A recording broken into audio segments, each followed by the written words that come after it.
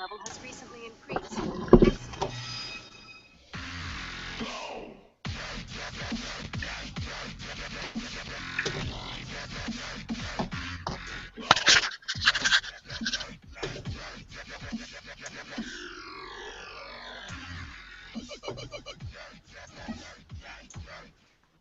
Incoming message.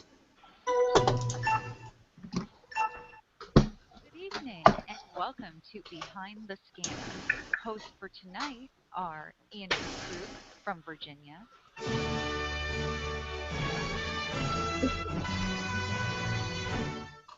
Daphne from Washington, D.C.,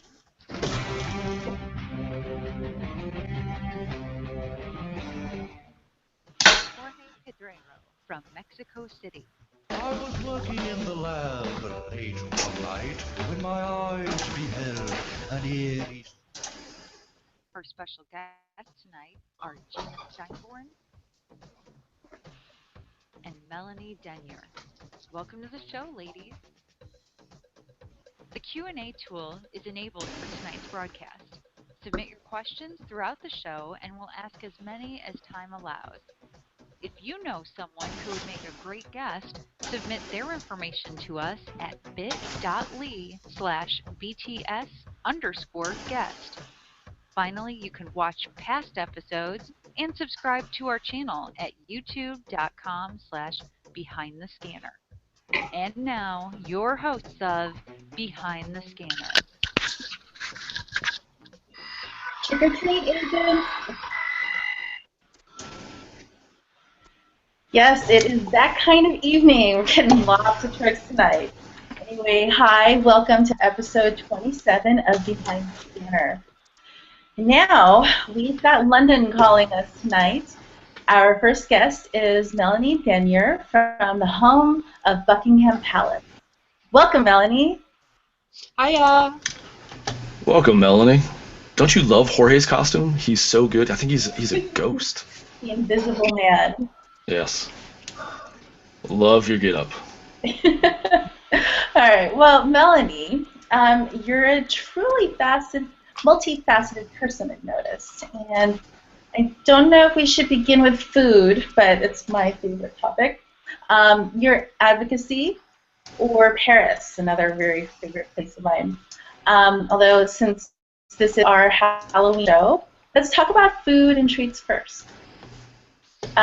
You're well known for, and I'd love to know how'd that start, and are cakes your only culinary passion?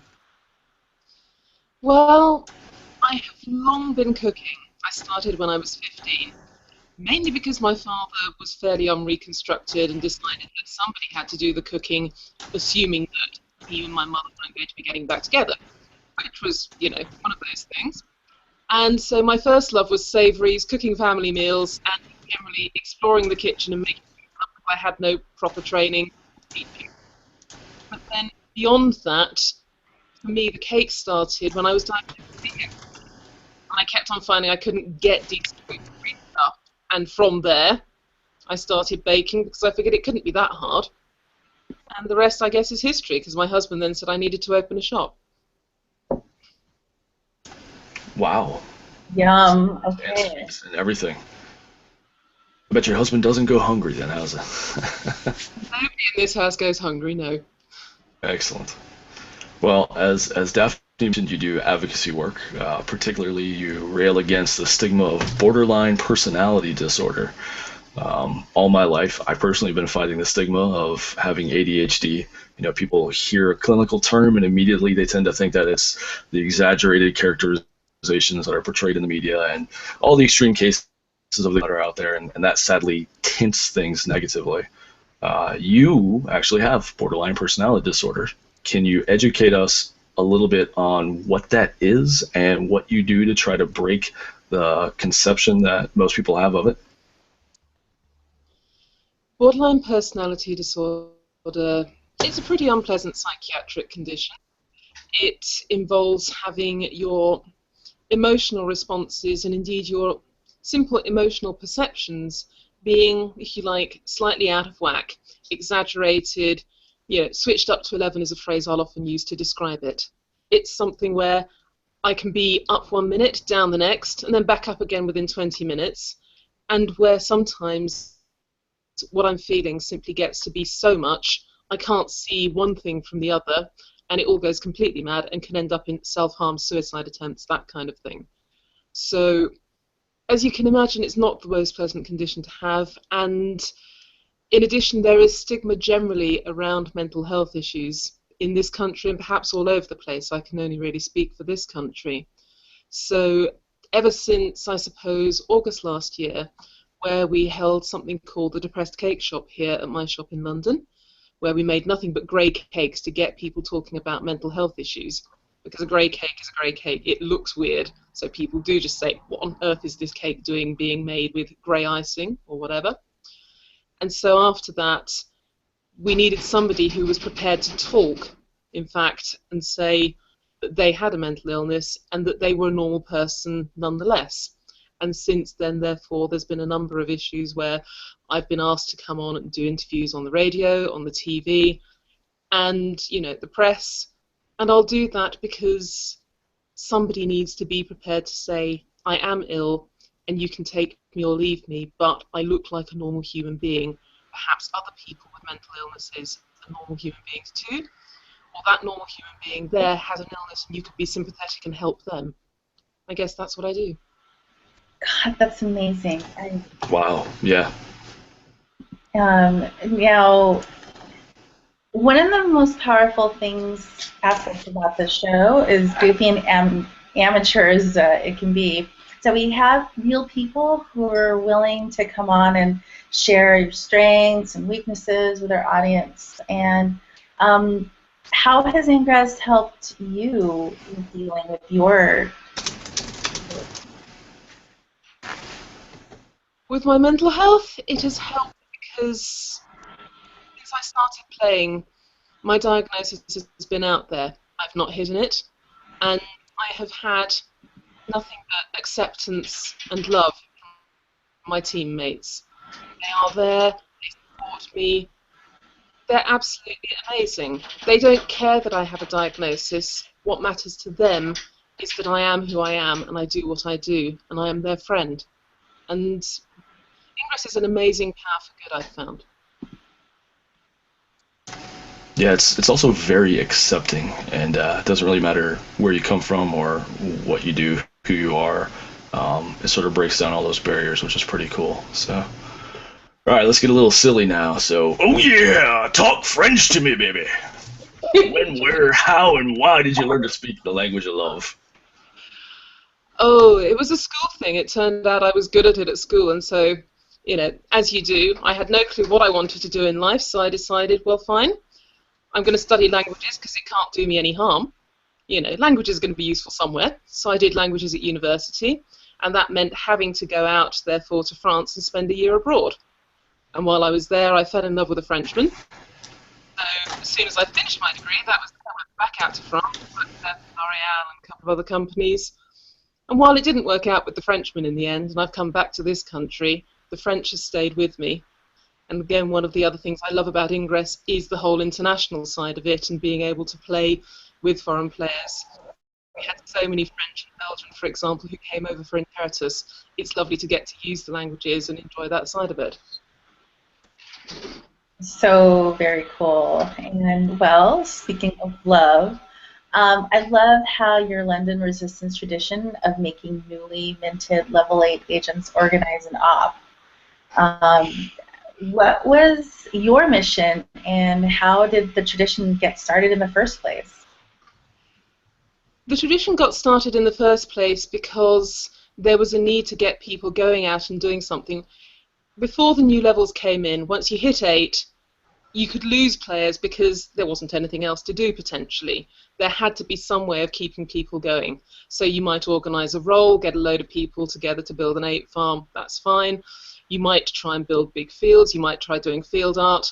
In my case, we had a particular issue going on, and for that particular issue, it was a question of, well, we have somebody who's very smashy, he's got a big farm, it's outside of London, so why don't we take a little troop of people out there and give him a pineapple farm? Because that certainly lowers the amount of high-level kit that he can get, no point in us 8-rolling the place or just smashing it, so that was it. 49 pineapples, first troll deploy of an entire town in the UK. Ooh, I like pineapples. So talk a little bit more about the resistance in your area.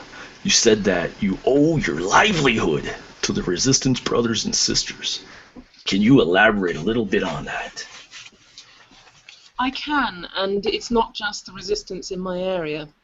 We had a situation recently, and we needed essentially some bridging financing because the solution we had fallen through, and we were going to end up with the business closing down and ourselves becoming homeless if we couldn't raise the cash. And I didn't know how to ask, couldn't ask, and in the end my husband, who also plays, put a plea out to some of the local players who then shared it, who then also shared it, and before we knew it we had people from across the other side of the world as well. We had donations from the UK, from Europe, Australia, the US. It was overwhelming and humbling that so many people responded. Some of them had never met me or talked to me. A number of them, yes, I'd had contact with in Hangouts and so on. But mostly they just wanted to help a fellow teammate. And I still find it extraordinary. And I can never say thank you enough. These guys, they've literally saved my business and, you know, my family's way of life. It's amazing. Utterly amazing. Now. That's you're making it really hard to stay in character because these are amazing stories. Do they get free cake at your shop? Free food when they come in? You come to London, you can have cake. All right, I will be there. I have family in Kent, so I get over there, not a lot, but I get enough, so I will make sure to stop by. All right, so once we get off all the serious stuff, I'll switch back into Macho Man. But now, that's okay. It's all good. No, we want to hear these stories. They're amazing. I mean, it's what Ingress is about, and it's why we do this show, because, you know, there's real people playing this, and you form these relationships. And like I said earlier, it crosses all these boundaries and I don't biases, and it's just a wonderful thing. So we'll get silly a little bit later. But all right, so you've led 2 anomalies. Would you ever want to subject yourself to that sort of pain again? Honestly, I didn't want to subject myself to that sort of pain in the first place. It was one of those where, for Interitus, nobody else wanted the job and somebody needed to get on with it. So I think my words were along the lines of, until or unless somebody else more willing or better qualified comes along, somebody needs to start this. And nobody did take the job off my hands, so I did that one. And then dice came up, and for that one, honestly, we were expecting to lose it, because we were going to be very heavily outnumbered by the opposition. And so my view was, well, it wasn't fair to dump that on somebody else. It's a real poison chalice. You don't want somebody's first experience of leading the anomaly to be a potential loss, whereas I'd have been happy enough with 1-1 for the year. Now, turns out we won dice anyway, but that was why I did that one. I wouldn't do it again. It's somebody else's turn, but it's a hell of a lot of fun. And, yeah. Knackering, but bloody good fun. It's a lot like herding cats, isn't it? Oh, yeah. And then some. All right, so epic battles aside, what aspect of the game keeps you going? Has to be the social side. I'm a complete slacker when it comes to leveling and all the rest of it. I'm a level 10 still. I may make a difference to that and level up this weekend if I can get my final 38 unique caps. But otherwise, I have arthritis, I don't get about much, so for me it's the social side, it's being able to support other people, help levelers come up, you know, and just generally be part of the team. It's good fun. That's so true. And I mean, I totally agree with you. The social aspect of the game is what drives, you know, not only myself, but lots of people I know too. And, well, people know you in the game as, excuse me if I butcher this, Milzabub? Yeah. Can you please tell us the story behind the ancient name? Oh, well, Beelzebub is an old blogging handle from years back when I was blogging some fairly dark stuff about mental health. Yeah, Beelzebub, Beelzebub. It was along those lines. There was an awful lot of self-hatred in there, and at the same time, I was able to explore, on occasion, a darker side to my sense of humour. And so Beelzebub then became my game handle for other games, and so it was the logical choice when I started Ingress. It has dark roots, but it's got a happy end. I like that. It's so encouraging. Now, when you're out doing your social thing with Ingress, what's something interesting that you discovered while playing? One of the things I love about the area I live in is all the street art. I'm in the East End of London, around Brick Lane area, and there is so much street art. And I can remember we had a Finnish player who just happened to be in London, and he was put in touch with me by somebody that I'd met for Interitus, a lovely guy called Teemu. And so he came across, had drinks, and then we all went out and kind of rolled the area. And even in my own area that I see every single day, we still found ourselves at the top of Brick Lane, right at the junction with Bethnal Green Road, and one of the road signs had been defaced. Very, very cleverly, with a lovely little picture. And it's the fact that I can still find little things like that that will surprise me, delight me, just give me a grin on my face, because there's a little bit of thought been applied. And Ingress is constantly like that. You'll find a portal, or something that could be a portal, and you'll look up, you'll look down, you'll look around, and there it is, and it's something you might never have seen. It's lovely like that. Speaking of lovely things, are you ready for some viewer questions? Yeah, for it. All right. So the first question we got is from my main man, Kent Long, my tag team partner in the Enlightened. He wants to know, after planning a global op like Unity, does it change the normal day-to-day grind over your neighborhood portals? Well, I wouldn't know because that was Jeana's op, but apart from that... Kent, you tagged the wrong... Actually, you didn't tag anybody. That's true. Unity, I was reading that as Unite. There you go. Well, how about this? It's the glasses. I can't read a damn thing with these things on. There's stickers on the front. Let me take them off. You know what? I have to say that I think Kent's other... Get my hair out of the way. Valid. All right, hold on. Now that the hair's out of the way, what else do we have? Oh, here we go. Zeke. All right. Nope. Well, no, that's okay. Zeke wants to know. There it is. Will you do a bake sale, because he will buy everything? Tell him next time he's in London, absolutely. Next time you're in London, Zeke, absolutely. All right, let's go back. Actually, where did Jesse? Did somebody delete his question? Another question is for her. There's Kent's question that was a two-parter, and it would have been really good for Melanie as well. Who's messing with my questions? All right. Taking gremlins. I'll ask. We've had terrible problems today. I'll ask a few questions. So, why did you choose the Resistance?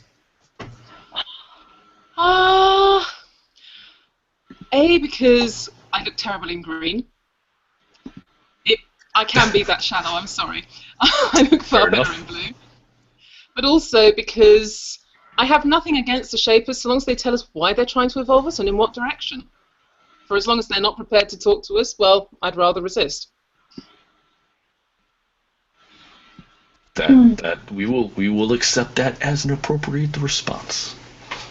So, what about you've been on a lot of missions. Well, you've been part of things in front and behind the scenes.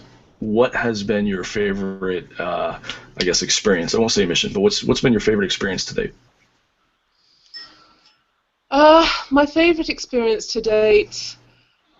Oh, that's so difficult. I think every time you go out on a major op, there is something in there that just brings a huge grin to your face. When we were pineappling Aylesbury, and I can still remember one of our players, Aaron, who was just struck with the silliness of the entire thing. I can remember him just only being able to express that by doing a happy dance on the spot, in the middle of the street, in broad daylight, doing his little happy dance, because that was the only way that he could express the complete stupidity of what we were actually up to.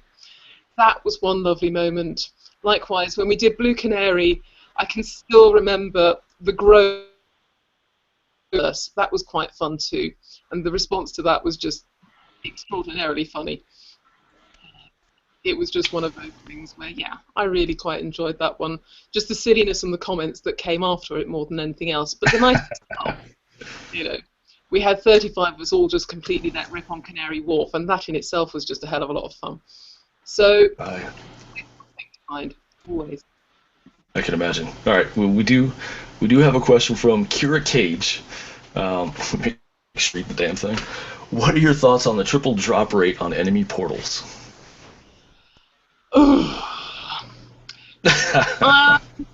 I'm not enjoying it, I have to say.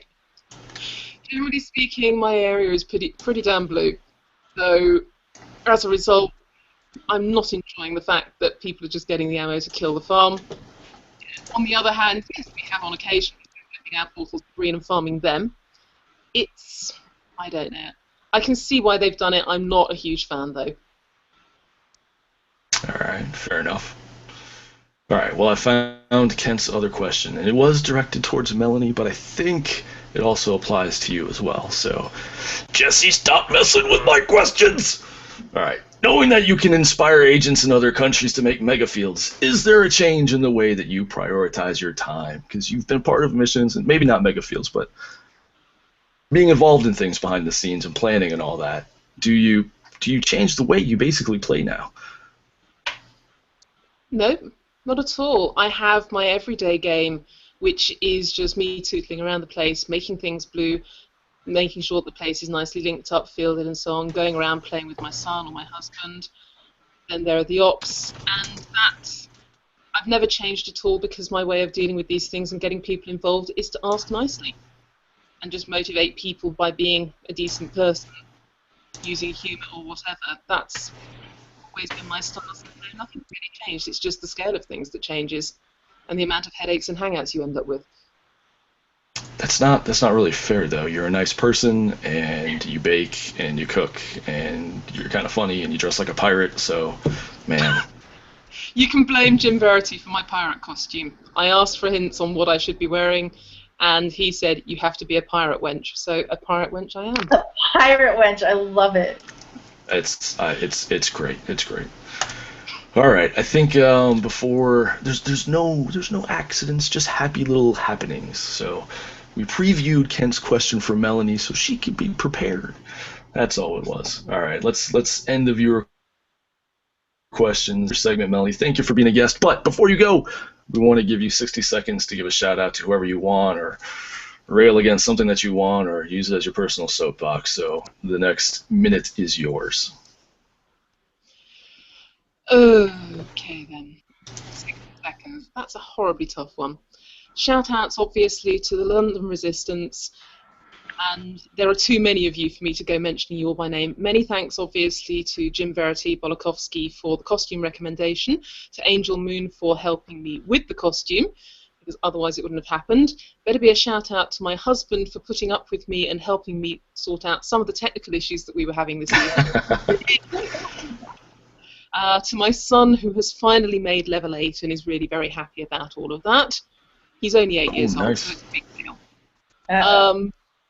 Also to UK Resistance, there's so many of you that I have met and talked to over the last year or so, and you guys are all absolutely awesome. It's great fun playing with you and organising silly stuff.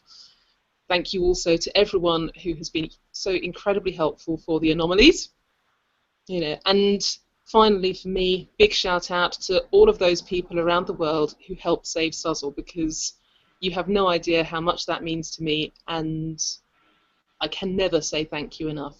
You guys just rock. Resistance is awesome. I'm sure that the Enlightened also have their angels.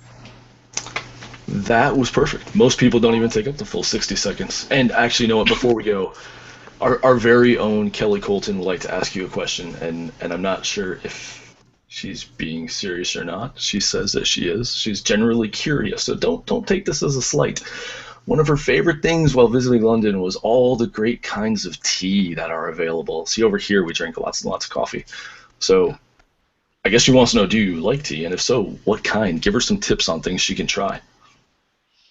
I do love tea, and my personal favourite is Russian Caravan, which is a combination of a black tea and a smoked green tea. So think a cross between English breakfast and Lapsang Souchong. And you can either drink that black with a slice of orange in it, or you can drink it almost builder's tea style, the way we do it in England, but with a splash of milk. Really, really good fortifying stuff. Did you say Russian Caravan tea? Yep. That sounds sweaty with a hint of vodka. But I'll take your word for it. If you say it's good, I'll try it too. All right. Well, Melanie, thank you very much for coming on, and glad we got all the technical difficulties worked out. Appreciate you joining us at, I guess it's, 1 a.m. over there. So you've been a good sport. We will see you very shortly, I guess, talk to you. So thank you again. Absolutely. Look forward to having a visit at some point. Do.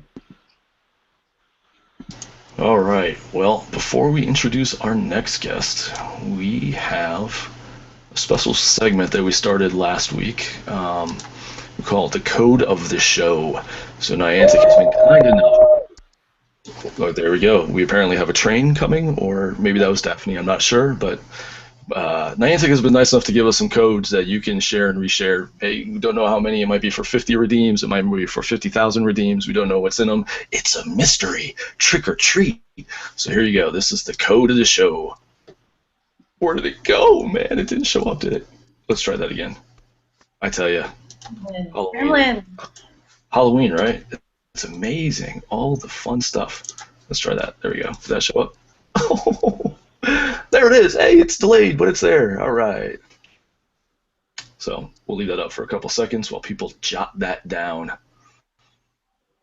Do, do, do, do, do, do, do. All right, you guys are quick. You guys are smart. You can come back and watch the video. There you go. Did you get it? Did you get it? All right.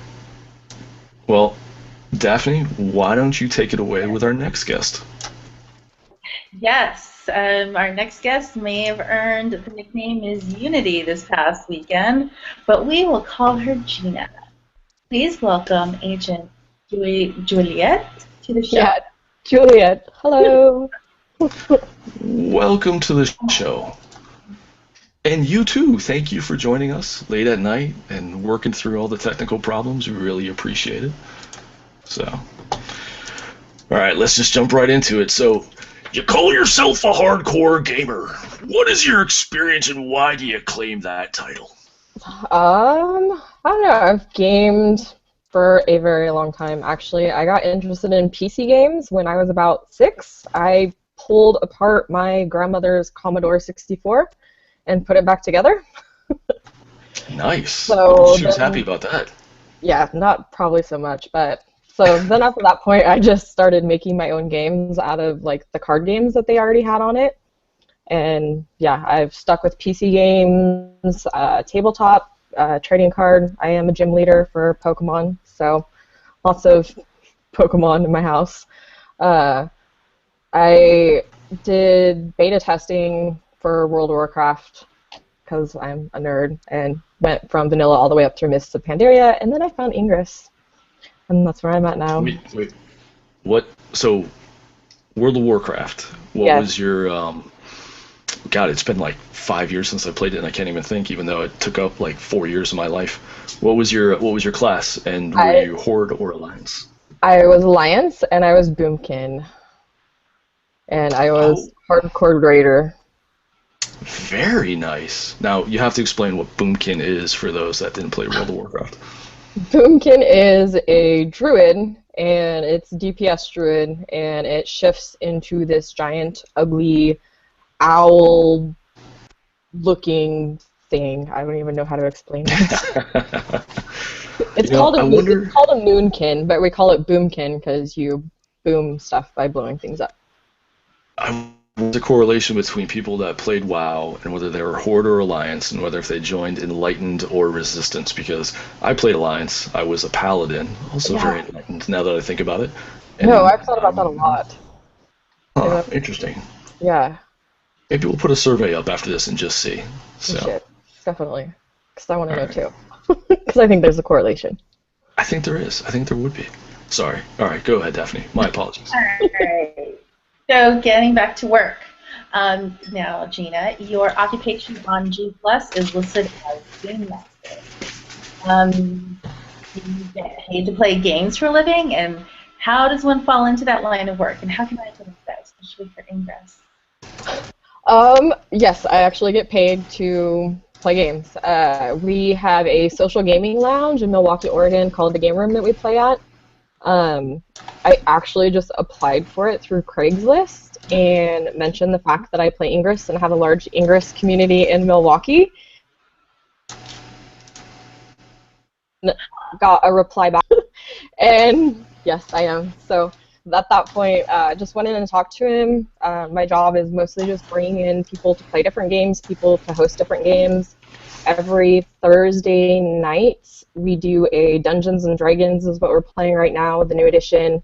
It's all Ingress players that come in and play different games together. So, and it's open to Enlightened and Resistance. We haven't had any Resistance show up yet, but you guys are welcome to come anytime. I wonder if that explains some of the questions that have come up in the Q&A for some cross-talk. I think it's certainly applied to both of you, looking at Melanie. So, but anyway, so aside from the spousal situation, you're also a gamer mom. Yes. Are your kids into gaming in any way, shape, or form? My kids are very much into gaming. I have an 11-year-old, and he's actually autistic. And so for him, Pokemon and Minecraft are huge things in our house. Like, our entire household is centered around it. If it's not related to those things, he does not care about anything. So we do a lot of Pokemon. That is actually why I went and started playing Pokemon myself, is to play with him. They all play Ingress. They're not level 8s. I think the highest one is a 6. But we get into Ingress arguments, so we just don't take them out as often. I should say we had an incident where one person stole the other person's field, and it resulted in someone biting. So they were kind of banned from Ingress for at least a good 3 months. So That's not good. just now allowed to start playing again. That's awesome. Ouch. I gotta say, it sort of makes me feel good that you played Pokemon or got into it because your kids did, because my kids wanted to play Pokemon, but he's in first grade and really can't read, so I had to learn the game, and it's kind of cool. It's really fun. There's an online version that is the most awesome. Oh, I know. Yeah. I know. I might be ranked. It's possible. Yeah. So. Oh, I'm on there. We will have to. Yeah, definitely. All right. It's a date.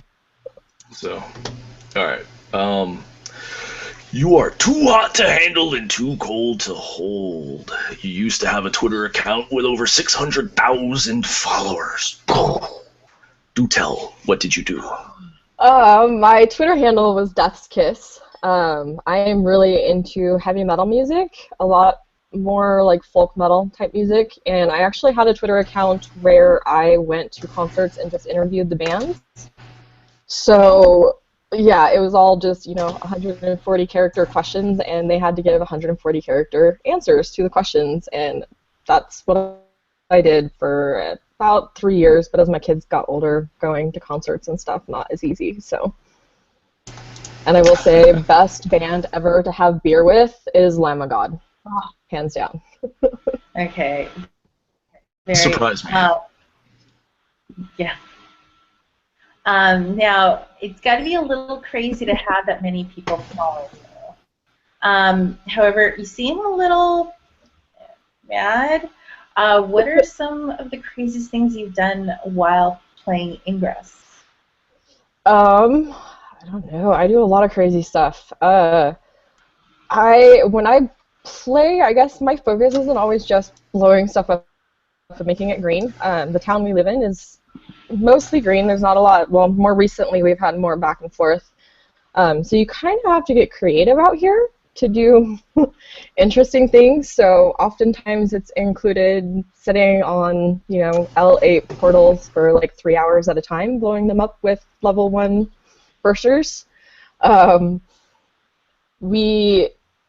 Okay, so the whole, like, my beginning introduction into the community for Ingress is my old house had a park, like right across the street from it, and we had dealt with spoofers in town for like weeks at a time, and I kept having one that was hitting that couch, and you can't hit either portal without me seeing you, and there's bushes there, so one night it was getting hit at the same time that it had been getting hit for several weeks, so nothing but nightgown, I go running across the street, through the bushes, screaming everything I could think of to scream, and there's 2 resistance players sitting in their car staring at me. So it started this whole bush lady thing. So if you ever are over here and someone tells you not to go near the bush lady, that would be me. So I guess that's one way to handle that, isn't it? Yeah. It probably took several months before anybody would come near that portal and touch it. Again, we actually went to like a cross-faction thing, and people were like, "Oh, you live over there? Do you know like the crazy lady that jumps out of bushes?" I was going, that might be me. So then they started coming and playing again over in my neighborhood. Nice. As soon as I realized I didn't bite. I'm going to try that tactic. I'm going to run out there with my boxer shorts and see if I can scare Kuneli away from hitting my portal. So if you're watching, Kuneli, keep an eye out for the half-naked man. We've had people that have ran out of their house in pajamas, and they usually send me a message telling me that they just pulled a Juliet. You know what? We've had people that we had she's probably not watching, but Red Fuzzy Cow meet us in her pajamas one night down in DC. That was fun. The crazy things people do for Ingress, isn't it? Yeah. All right. Well, something else that's a little bit crazy is how many anomalies you've been to. So, what is the current count, and do you have a favorite? So I went to 13 Magnus. I went to Seattle for that. I went to the Spokane recursion. Helena, Montana for Interitus. I helped organize the Tacoma Helios, the Gamerati days over at PLU. So yeah, all of those were fun. I would have to definitely say Montana was my favorite because Japan in Montana is awesome. There's no around that.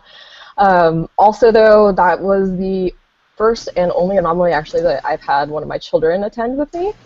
My 16-year-old wanted to go to Montana, so we actually made him download Ingress just so he could go. That was the requirement to get in the van to go to Montana. So, yeah, that was probably the most entertaining because it was me and another player and her daughter and my son all on a team. So that was a blast. Very cool. With anomalies is by doing intel. Do you do intel? I mean, for anomalies or not? And can you dig it? Do you like that more? Or I question. You're a little hanky-panky with the scanner. Yeah, no, I am a level 10 forever. I will be 10 for the rest of my life because most of my time is spent on intel. Yeah, no, I spend a lot of time not just so much on intel as in maps, but just finding players and stuff players do and helping.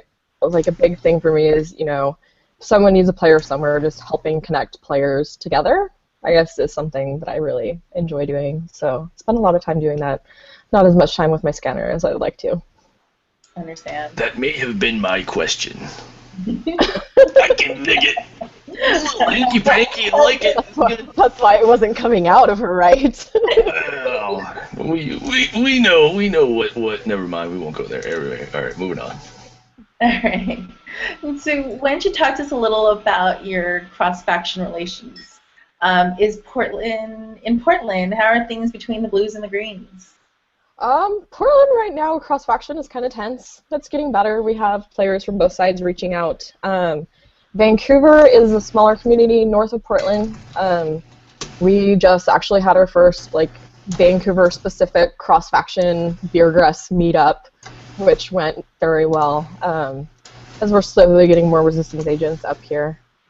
But, it's something for me is, and I often tell people is, if my scanner's in my hand or my intel's open, I'm a member of the Enlightened all the way.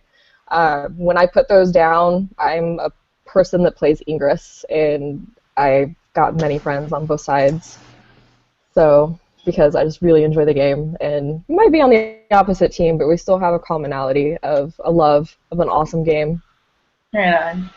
And what aspect of the game do you like the most? Definitely social. I like meeting people. I don't travel very much. Actually, before Ingress, had only been to Washington and Oregon. I've added Idaho and Montana since then because of Ingress. So getting to know people everywhere and travel and meet people and just through, social media, through G+ and Hangouts and other chat programs, getting to know players in Australia, getting to know, friends in Sweden or friends in Kenya. So, yeah, definitely my favorite aspect of it.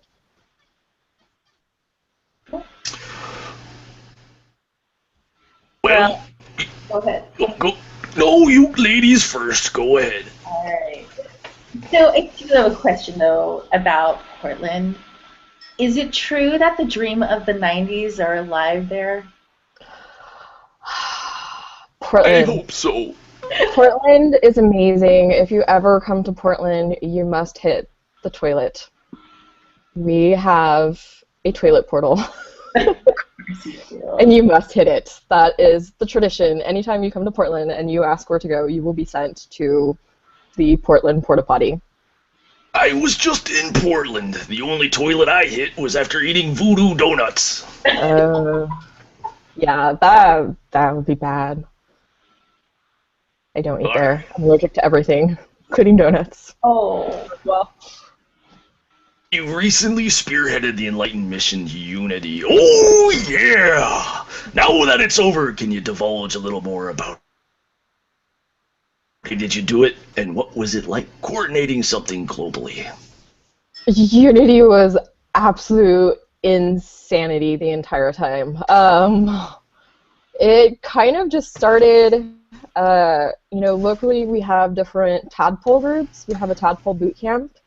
And during Helios for Tacoma, trying to encourage them to come participate in anomalies, and it kind of struck me that a lot of our new players didn't quite grasp the amount of connections and the global connectivity that Ingress has to it.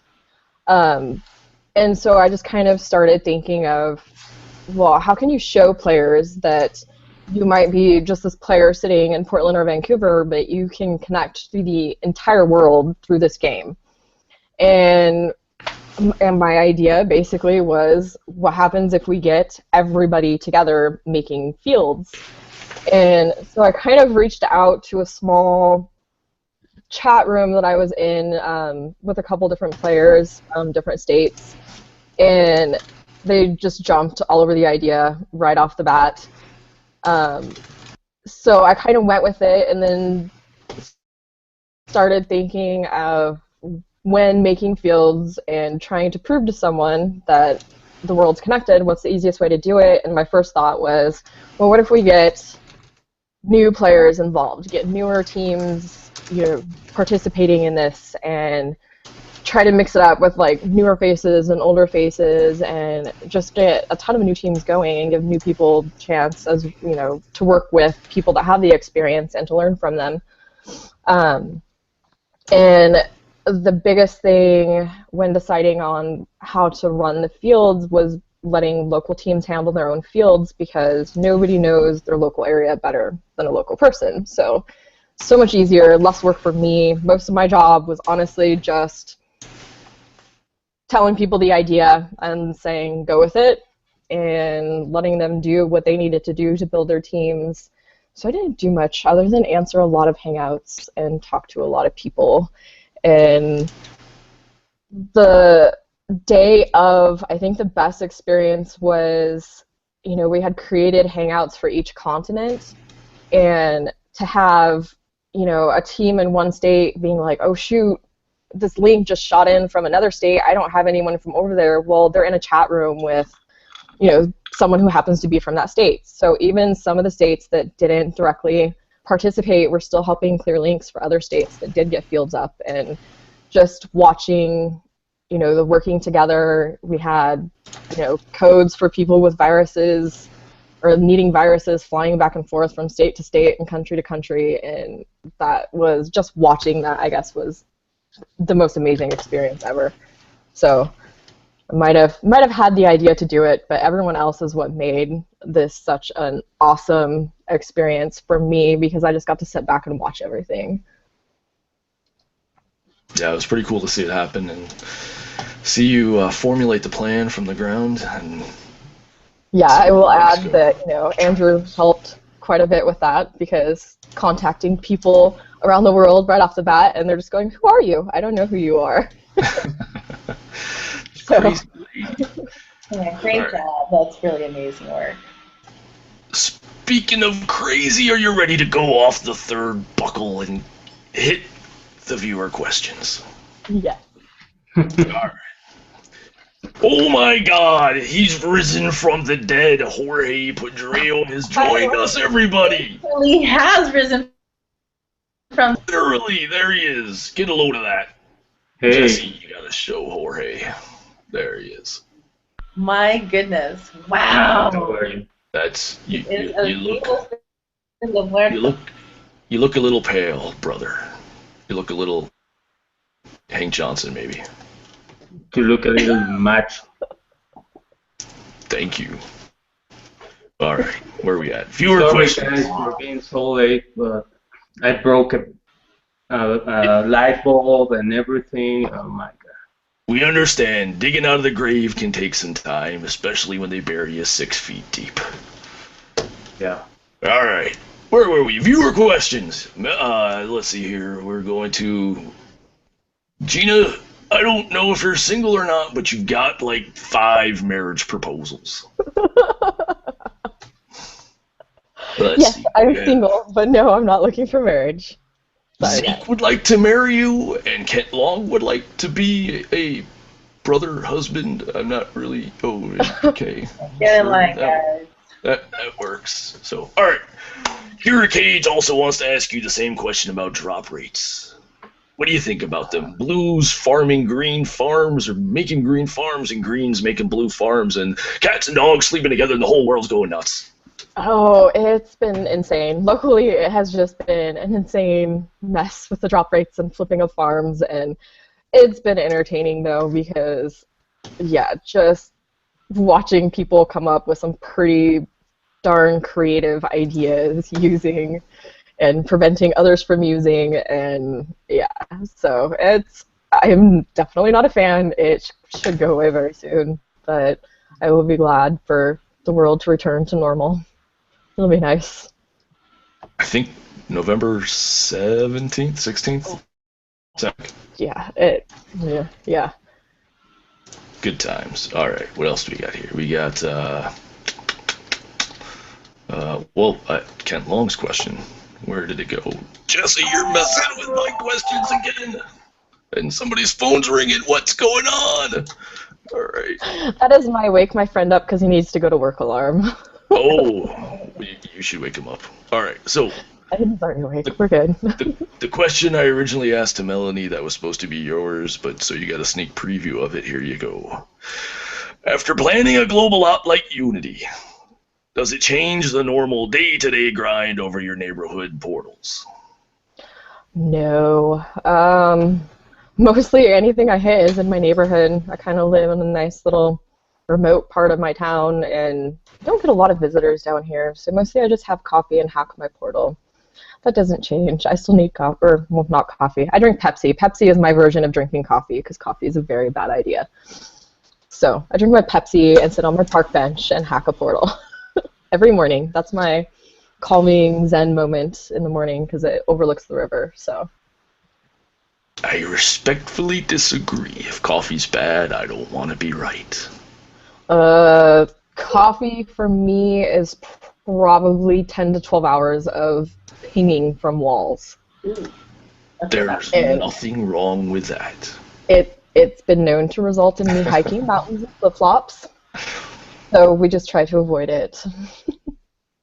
So, we kind of touched on some missions, and this is a personal question, because you mentioned the flip-flops. What are some of... We know you like to run around in your nightie, but what are some of the other crazy things that you've done? Just recently, we hike a lot. When you live in the gorge area, you get a lot of hiking in. I had been out to clear stuff and happened on my way back to be told that there was a portal sitting on top of something that needed to go down, and it is on top of a waterfall in the gorge near Multnomah Falls. The point is a little bit higher than Multnomah Falls is, and I wasn't prepared to hike. I was driving in my car, so I was in flip-flops and hiking this path up to the top of this waterfall to try to get to a portal. Didn't even know if I was going to have reception or not. Yeah, I'm getting passed by guys in hiking gear, and I'm running up there in flip-flops. They kept asking me if I was okay. Got up there and had to, go Lion King over the top of the cliff with my phone and stand there and hold it for about an hour just to fire off bursters. But I got it down. But lots of people walking by asking me if I was okay. They were very concerned about lady hanging off a cliff in flip-flops. I can see. Yeah, I can see that. All right, well, another question, and we kind of touched on it, but I don't really know if it's the root of the answer. Why did you choose Enlightened? Why did I choose Enlightened? For me, I'm the kind of person that if there's going to be change and new technology or anything like that, I like to try to stay ahead of it. So I guess using that mindset, back when I started, we actually got the little storyline in the beginning and not what they have now. So with that mindset, Enlightened seemed like the proper choice for me. So, and it helps. Green's my favorite color. So you look good in green, and Melanie does not. So there you go. All right. That's how we're choosing factions, ladies and gentlemen. You should choose the NCAA pool that way, too. Just go by the color. Screw everything else. So, all right. Let's get back to the questions. We've got a few more from Zeke. I'm not sure how applicable they are to the game, but will you be coming and visiting them in New Orleans? Oh, I would love to go to New Orleans. I spent quite a bit of money moving keys for Unity, so that was kind of all my anomaly money, but I'm still working on it. I've got some friends. We're coming up with creative ideas, I guess, to try to get me down there, because I would love to go. It's the weekend of my birthday, so that would be amazing. Nice. If not, I'm stuck sitting at home for Darsana. I don't want to. So we're working on it. Hopefully I will be there. I'm planning on it, so we're trying really hard. So the answer is maybe. We'll just go with that. Yeah. Speaking of Zeke, I want to share a little picture. This was from, I believe, Interitus Gettysburg. Me and my little buddy. Here we go. Hopefully the screen sharing. There he is. I love that guy. Wait. I hope to see you soon, Zeke. I miss you, buddy. Actually, speaking of Zeke, I think it's reversed. But so this is our little. He dared me to wear a resistance tattoo and put own or property of Zeke. So you have an upside down resistance tattoo, and I own Zeke. Nice. There you go. And for the record, yes, you do have nice legs, Zeke. We appreciate your legs. So. All right. Kelly Colton wants to know, where the hell did the question go? Stop messing with the quest. I swear one of these days. Where did it go? Here we go. All right. Have you ever made any Halloween costumes for your kids? And are there any you're especially proud of? Oh, we make all of our Halloween costumes. Actually, my friend Vanessa happens to be sewing my daughter's costume right now, one of them. My other son this year is going to be a Christmas tree, so we're working on that. Last year he was a stick figure, so that was all black, and we sewed glow sticks to it to make it look like a stick figure. That's kind of our rule with Halloween costumes, is they have to be homemade. Usually we pick themes, like one year we did, what do you want to be when you grow up, as Halloween costumes. So we make our own every year. All right. Well, I think that's probably about it for the viewer questions. We could go on and on, but we'll let the undead take over from this point. Jorge, are you alive or undead again? I'm alive, and well, now we have 60 seconds so you can go nuts and say whatever you want. For 60 seconds, I just want to say hi to everybody. I don't know. You can't even really say hi to a specific person because you meet so many people through this game. I guess in relation to Unity, I need to say hi to Poya and hi to Christopher, which are Sweden and Kenya, and probably my source of sanity through all of this. So, but yeah, no, and apparently I've been adopted by several countries, especially Australia. But other than that, just, I don't know, hi to everybody. Everybody keep playing game's the best game just because it's so much fun. And I think sometimes, especially lately, we've had a lot of people losing sight of the fact that this is just a really fun game and a really fun way to meet a lot of people. And yeah, I think people need to focus on that more because it's amazing. You have 6 more seconds. Can I just say for You 6 can. seconds? 1 second. There you go. Your time. No more ums. We're done. All right. Jeana, I'm gonna wait. No, hold on. I'm gonna deviate from the script a little bit. I can do that. I want to actually bring back. I want to bring back Melanie because there's a good question that name actually says. So, a little surprise. Oh, we got to let her get dressed. There's the pirate hats coming stick the hat on. back on. Go on. Shirt comes back. Well, you can take your shirt off either way. It doesn't matter. All right, there we go. So. that episode this time. All right, so I'm going to ask this to both of you, but we're going to start with Melanie first. So, Niantic Ingress, they rolled out something called First Saturday. What are your thoughts? Do you think it'll be good or bad for the newbies? And what is your level of involvement, if any?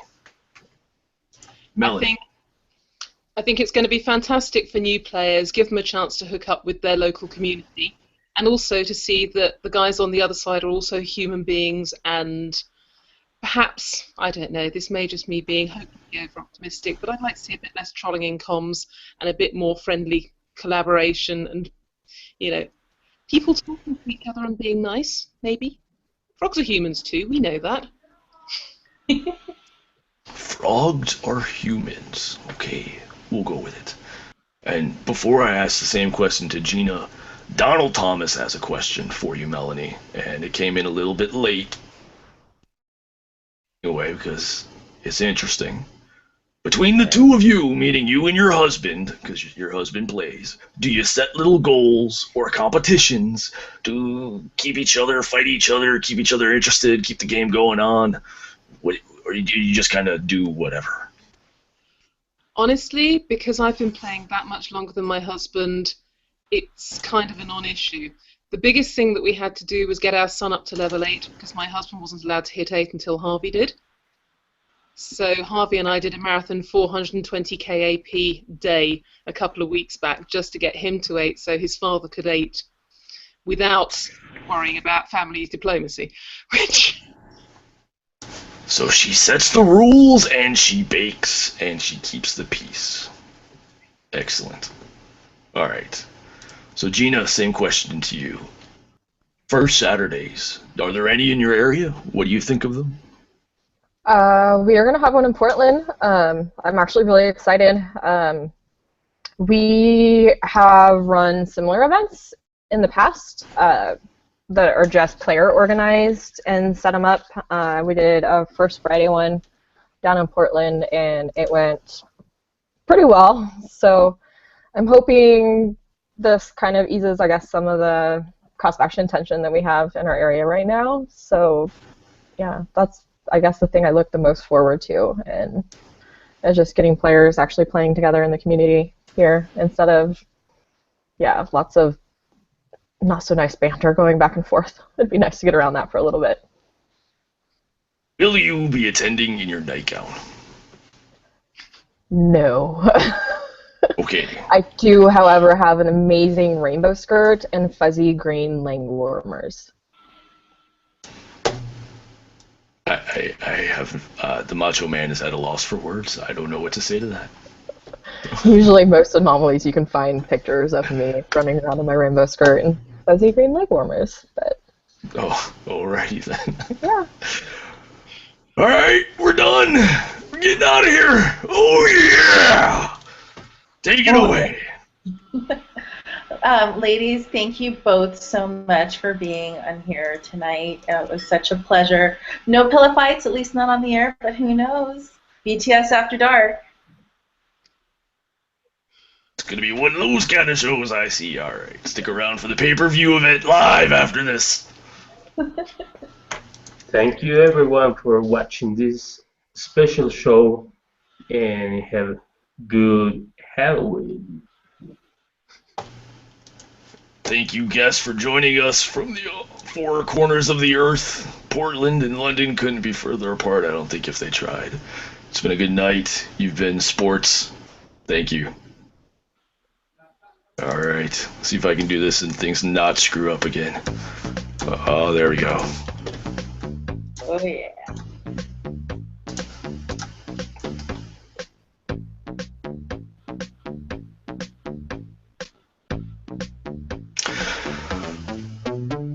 I'll see you in the square ring, Jorge. Does anyone... Were you late, brother? Oh, man. Your The issues we had. too. Remember, I'm Mexican. Your wrestling is the soul of the people.